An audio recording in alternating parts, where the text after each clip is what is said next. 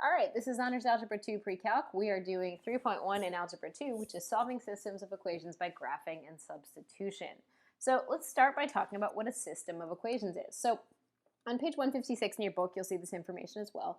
A system of equations is a collection of two or more equations with the same variables. For instance, x minus y equals -4, and 3x plus y equals 8. Now you'll frequently see, although not always, right? So you will frequently, but not always, see these systems written with a brace, which is that curvy bracket in front of them, right? So that's usually there. So there's usually there, but it's not always there, right? So a solution to the system of equations consists of a set of values like an ordered pair x comma y or an ordered triple like x comma y comma z that makes every equation in the system true. So, for example, the ordered pair 1 comma 5 is a solution to the system above because if you plug in 1 for x and 5, right, so 1 comma 5, sorry, my bad, hang on. All right, so 1 comma 5, if we plug in x and y, right, for our ordered pair, I would get 1 minus 5, which is a -4, right, so 1 minus 5 is a -4, and I would get 3 times 1 plus a 5, which is 3 plus 1 or 8, so that's true, right? But again, in order to be a solution, it has to be a solution to every equation in the system, right? So as a quick example, right? So as an example, let's do -5 comma -1 is not a solution because if you check, -5 comma -1 would work in the first expression, right? It would be -5 minus a -1, which would be -5 plus 1, which is totally a -4, so it works in the first equation, right? But it doesn't work in the second equation. If you try the second equation, if you plug in a -5 and a -1, you'd get a -15 minus a 1, which is -16, and that is very clearly not an 8. So it's not a solution. In order to be a solution to a system of equations, you have to be a solution to every equation in the system, okay? So in the next slide, we're going to talk about something that's in your book on the next page, on page 157, about how to classify systems of equations based on the kind of solutions that they have. And I'm also going to talk about a point that I sort of take umbrage with because I disagree with your book, and we'll talk about why. All right, so on the next page in your book, which is 157, you'll see this little diagram. So you can graph a system of equations in two variables to find whether the solution to the system exists.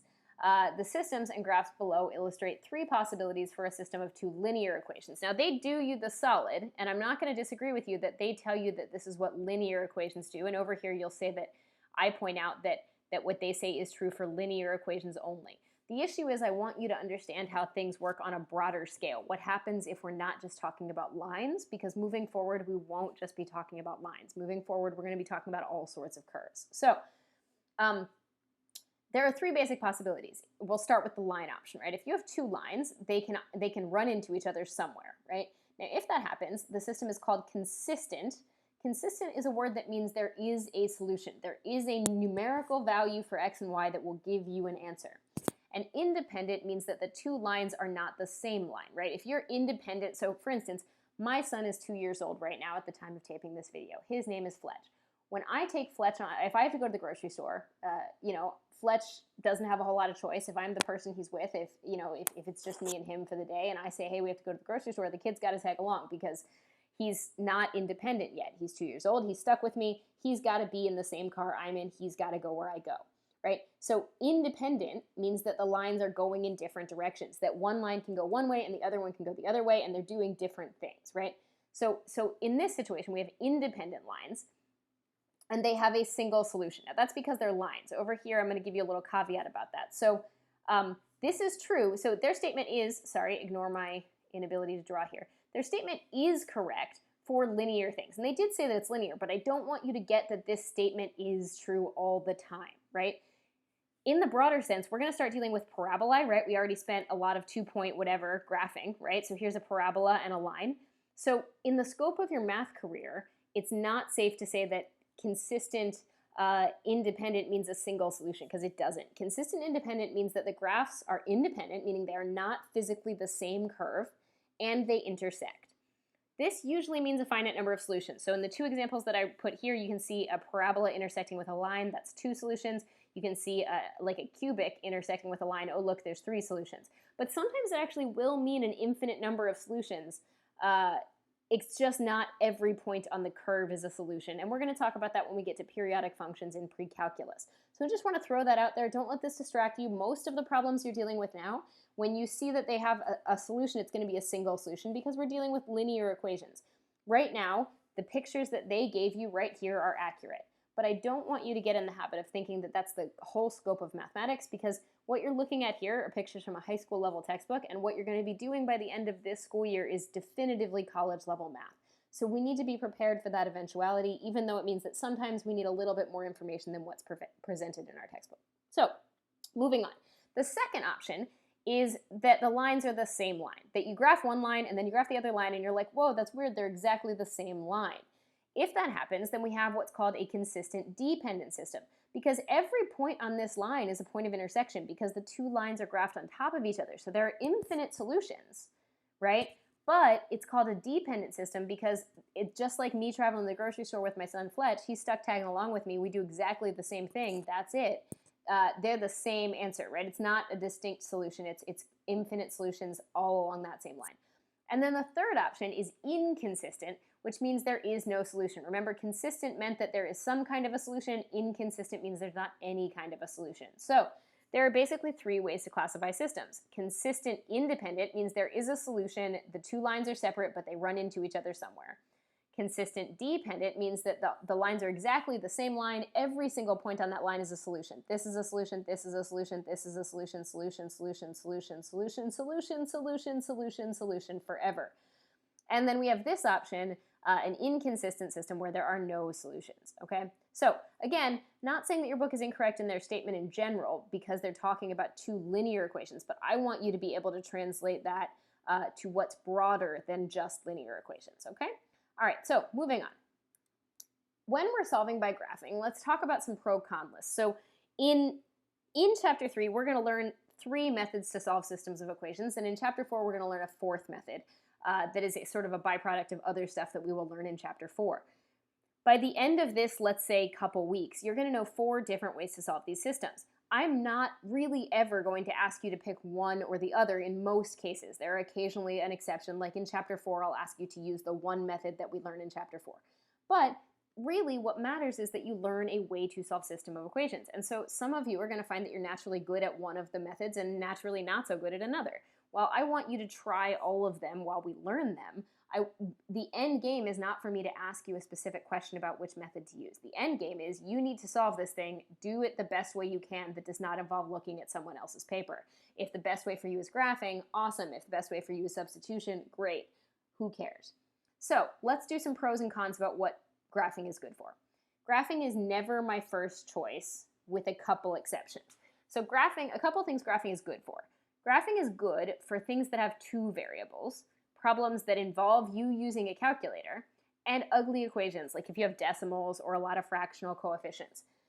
But solving by graphing is really bad if you have more than 2 variables, like if you have an x, y, and z, because your calculator doesn't graph in 3 variables, and graphing in 3 variables by hand involves 3D graphing, which I don't think any of us really plan to do. So, no good for more than 2 variables.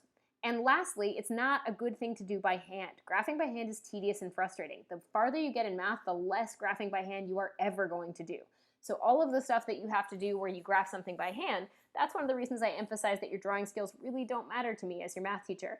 I need to understand that you get the concepts, but if you were actually graphing anything, it would be on a computer or a calculator. So knowing that, we're going to do some problems by graphing that I would never actually use for graphing. So like if we look at example 1 and example 2, and P1 and P2, we're going to walk through how you would solve by graphing.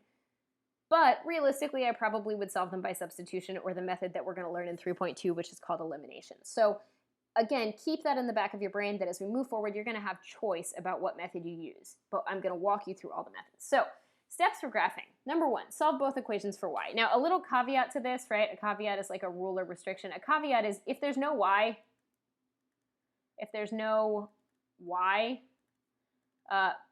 pick a variable to be y, to act as your y and your x. So for instance, if I gave you 2a plus b equals 7, right? And I don't know, a plus b equals 5. Well, there's no x and there's no y, so you would pick one of them to make y. In this case, I'd probably pick b to be my y because they're easier to solve for, and I'd pick a to be my x's, right? So just be aware that if there is no y, you would pick a variable to make y. Okay, great. And really only in the sense of graphing them in your calculator because your calculator uses x and y's. But just to show you if there's no y, don't panic. Next, you're going to graph them.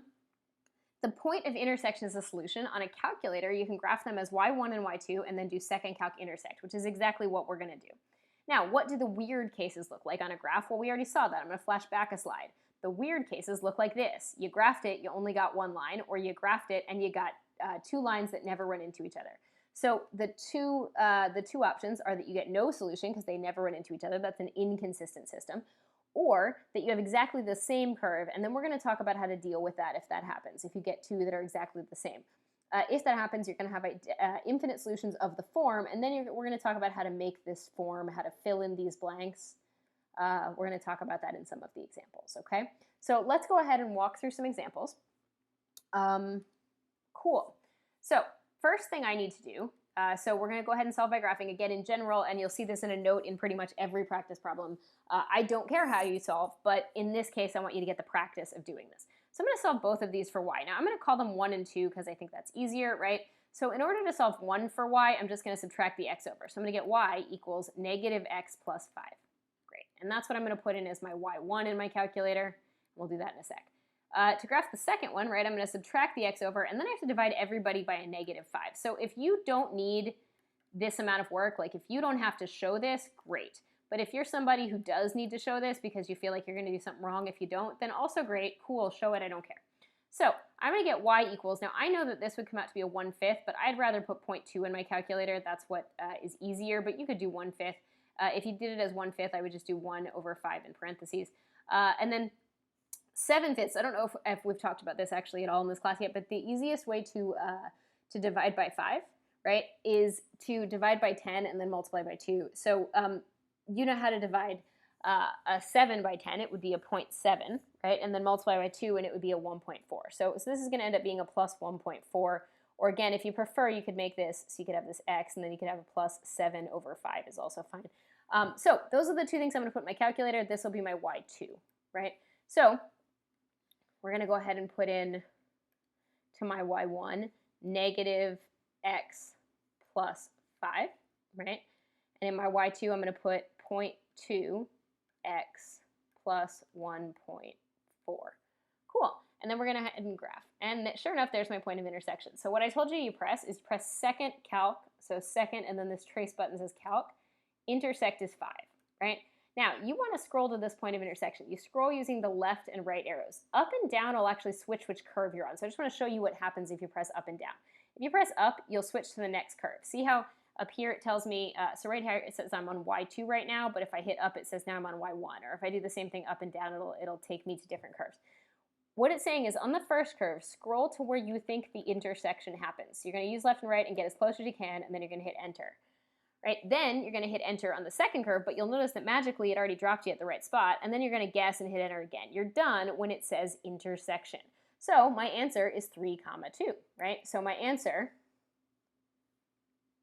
my solution is 3, 2, and because it has a finite solution, like a single solution and the curves are different, right? We're going to call this consistent. That means it has a solution. Independent, that means that the graphs are not the same curve. So this is consistent, independent, all right? And that's my E1A. All right, so let's do E1B. Cool. So I'm going to solve both of these for y, right? So in order to solve the first one for y, and I'm just going to call that guy 1 and that guy 2, right? When I go to solve 1 for y, I'm going to subtract the 3x over, so I get 4y equals negative 3x plus 12. Divide everybody by 4. And again, if you don't need this level of work, good on you. So I'm going to get negative 0.75, which I only opt for the decimal because I'm typing it in my calculator, plus 3, or a negative 3/4, it's up to you. And when I solve 2 for y, so this is going to be my y1 in the calculator, right? I'm just going to add the 12 over. So I'm going to get 4y equals negative 3x plus 12. And I realize that when I divide everybody by 4, I get exactly the same answer. So honestly, I probably don't want to bother to graph it in my calculator. I mean, I can, but they're clearly the same line, right? So at this moment, I'm like, oh, those are the same. Those are the same line. You can graph it if you want. If you graph it, it's going to do exactly what you'd expect it to do because they're the same line. It's going to literally graph the same line, right? So knowing that it's the same line, what that means is that first, when I classify it, this is consistent dependent, right? Because they are the same line. They are traveling to the grocery store together, right? Consistent dependent, just like Fletch is stuck with me. But then in terms of the solutions, right? So that's my classification. But in terms of the solution, there are going to be infinite solutions of the form. And then basically it's any solution that's on the line. So if I plug some letter, let's say A, in for x, then the y-coordinate would be -3/4 A plus 3, meaning that there are infinite answers that would work here. For instance, if A is 0, then so if A were 0, my point would be 0, 3, right? 0 and then 0 plus 3. If A were 1, my point would be a 1 here and then a 2.25, right? Because it would be -0.5 plus 3. Negative 0.75 plus 3. So again, there are infinite right answers, but the problem is that they have to be on that line. So the statement that there are infinite right answers is not the same statement as saying every answer is right. If I were standing in front of a class, and I always do this when I'm standing in front of a class, but right now here I am on video, so not in front of a class, I would say, okay, give me an odd number. And I would point to someone in the front row, right? I'd point to like Tom, and Tom would say 5. And then I'd point to the person behind Tom, and they would say 7. And I'd point to the person behind them, and they'd be like 31. And, I'd point to the person behind them, and they'd say -107, right? So everybody's giving me a different answer, but everybody's answer is right. Everybody's giving me an odd number. But that's not the same thing as saying every answer is right. Because if the next person gives me the number 2, I'm going to be like, nah, man, that's not odd, right? So just because there are infinite right answers doesn't mean that we don't have to give a form for what the right answer would look like. And in this case, answers that fall on this line, A, -3/4 A plus 3, those are infinite right answers. You could plug in any A value and get a right answer by plugging in A in both of those spots. But if you gave me the point 0, 5, that point is not a right value, right? So that's kind of the gist, that when you have infinite solutions, you have to give me this whole thing. So this would be the solution, and this would be the classification, okay? And you don't have to pick the letter A. You could pick any letter that's not X or Y, to be honest. I always pick A or B, doesn't matter. Okay, so let's move forward. All right, so you're going to try a P1 that's the same basic idea. You're going to solve by graphing. And again, I should point out, I never actually bothered to graph these here, right? I mean, I could have graphed them, but as soon as I noticed that if I put them in, they're exactly the same equation, there's no point. So even though technically it's solving by graphing, I didn't actually bother to graph. Okay, so pause me if you want. You're going to try the same thing with P1, and I'm going to go ahead and do it. All right, so I'm going to go ahead and call the first equation 1. The easiest way to solve this, honestly, is to add the y over and add the 4 over. So I'd get x plus 4 equals y, and I'm going to call that my y1. And then for the second one, I would subtract the 3x over, so I'd get y equals -3x plus 8. Those are very clearly not the same equation, so I'm going to go ahead and graph them in my calculator. So when I go to my y equals, right, this is an x plus 4, right, and the next one is a -3x plus 8. All right, and we're going to go ahead and graph them. So sure enough, there's my solution. I'm going to do second calc, and I'm going to pick intersect, which is 5. I'm going to scroll to the point of intersection, hit enter for the first curve, which is what my calculator is telling me to do, hit enter for the second curve, and then hit guess. Notice that your calculator tells you what to do, and your intersection is the point 1, 5. And you could check by plugging in those numbers that sure enough, if you plug in 1, 5, they're totally going to work. So my answer, right, so my solution is 1, 5, which means that this is a consistent, because it has a solution, right? Consistent means has a solution, independent because they are not the same line, okay? So there's my solution and my classification. Okay, let's try the same thing with B. Okay, I'll buy myself some space. I'll do B in a different color. All right, so when I go to solve B, I'm going to go ahead and subtract the x over, right? So I have, so my first if negative 2y equals negative x plus 3, and I'm going to divide everybody by a negative 2, and I'm going to get y1 equals 0.5, right, because that's a 1/2 when you cancel the negatives, x, come on, brain, okay, x minus a 1.5, right? And when I go ahead and do my equation 2, I'm going to go ahead and just divide everybody by 2 because that's easier. So I'm going to get a y2 is going to be, when I divide all these guys by 2, I'm going to get a 0.5x plus a 2.5. Now, some of you probably are already able to spot that this is going to be one of those inconsistent systems because these graphs have the same slope. Remember back in chapter 1 when we talked about parallel and perpendicular? These guys have the same slope but different y-intercepts. So honestly, even without graphing these, I see that they have the same slope, but they're not identical, right? They're not the same equation. So that must mean that these guys look like parallel lines, right? And you can graph them if you want, but that tells me, hey, these are parallel. So my answer is going to be no solution. That's the whole solution part. And when I classify it, it is inconsistent. Now, I'm going to go ahead and graph them just so you can see it. But again, if you're able to make that mental leap, if you're able to look and be like, oh, I know a thing from prior knowledge. Nobody thinks it's cheating to know things from prior knowledge. That's dope. If you know a thing because you look at someone else's paper or because you find some way to cheat, that's different. But if you know a thing because you learned stuff in advance or remembered stuff that you learned in my class or another class, then that's awesome. There you go. My parallel lines, they never intersect, so I'm going to have a no solution. And when I classify, it's going to be inconsistent, okay?